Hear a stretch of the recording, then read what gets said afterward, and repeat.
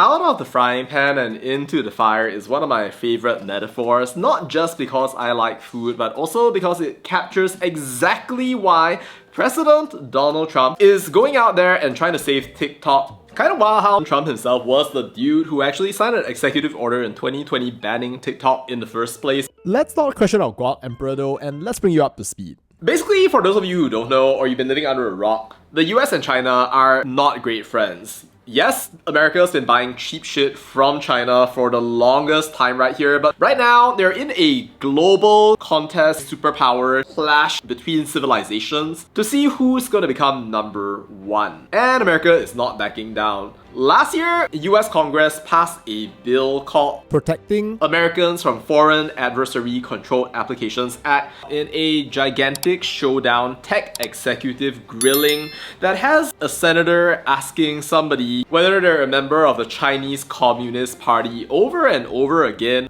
ByteDance has to divest by January 19th. And because that clearly didn't happen, What that entailed was that TikTok was going to get banned in the US, went off on January 18. Americans went ballistic, made funerals, as meanwhile, a fun development took place. enter the legend of RedNote. Americans made RedNote the top application on the entire US App Store. If you don't know what RedNote is, you can think of that as the Chinese version of TikTok, which is not really right to say because TikTok itself doesn't exist in China because ByteDance, the parent company, created a version called Douyin, which complies pretty much with Chinese censorship, and they created TikTok to kind of deflect from criticisms that they would be sending data all the way to China in the event that the CCP exercises its privilege under the big bad national cybersecurity law to collect data of Americans. But yeah, Xiaohongshu, created by a couple entrepreneurs in Shanghai, its features are kind of similar To those of TikTok. which is one of the reasons why people decided to go ahead and download it, becoming what we call TikTok refugees. I mean, sure, maybe Trump should be protecting Sundar Pichai or Mark Zuckerberg, getting people to use Reels and YouTube Shorts, but that is not how the American people chose. The TikTok experience was just too addictive, and frankly, people needed a bigger hit.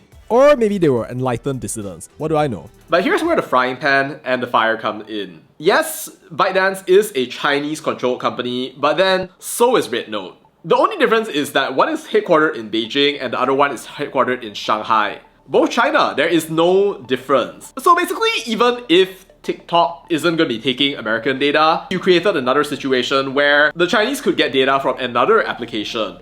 And you know what's wild, by the way? If you can read Chinese, then you know that RedNote's Chinese name is Xiaohongshu, which basically translates to Little Red Book. You know who else had a little red book? If you don't, his name is Mao Zedong, the literal hero of the Chinese Communist Party. It's like, how nice. You basically escape from an application subservient to the Chinese Communist Party over to another application that's literally named after the legacy of the Chinese Communist Party's most legendary leader. Unintentionally though, I should say. Good job, America!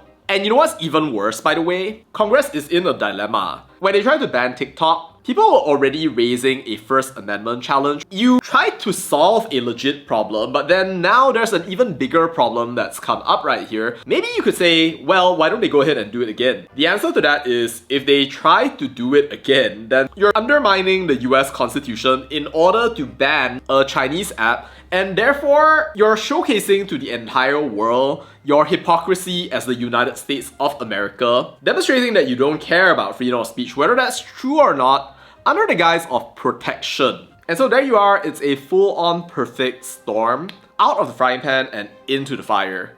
I'm not surprised that President Trump wants to save TikTok throughout an executive order, because if you think about it, if TikTok really gets banned, then Americans migrate onto a Chinese-controlled application, which is even more invasive compared to TikTok, is also controlled by China, and the laws that Congress was trying to avoid in the first place, or Congress is going to try to ban Xiaohongshu as well, and move on a slippery slope where pretty much anything that offends the sensibilities of the American government is going to get banned. If the current situation just goes on and on right there, That would be a very bad deal indeed.